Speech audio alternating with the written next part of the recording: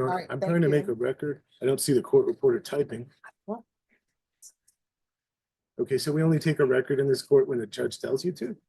The case was called. No, the case wasn't called. When I call the case, I call it by the style of the case. Okay. All right?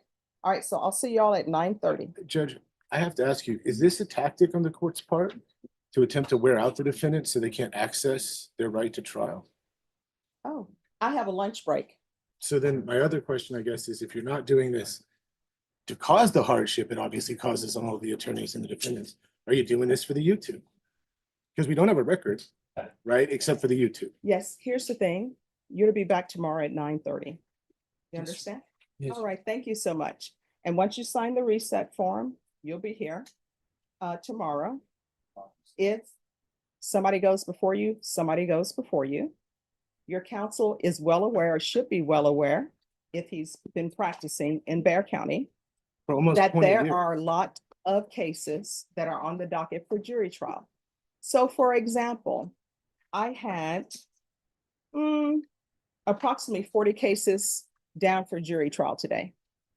And what ends up happening, sometimes people who are in custody take precedent because their cases are I'm older than asking yours. for a record, by the way. You understand? Because they're older than yours. So that's what happens. So then what Rulings ends are up being made, happening, there should be a record, right? excuse me, stop interrupting me. Well, we're not on the record, Stop interrupting me. right? I mean, we're not in Stop court. if there's no record. interrupting me. Sir, here's your reset form at 9:30. So what ends up happening, sir, is that people who are in custody, sometimes their cases take precedent. And the reason why it takes precedent is because their cases are older and because the jail is overcrowded. Now, as you may or may not be aware, I call the docket all the time at 9 a.m. And sometimes when I call the docket at 9 a.m., defense attorneys are not here. Your attorney knows when he has not been here at 9 a.m. and then you have to wait.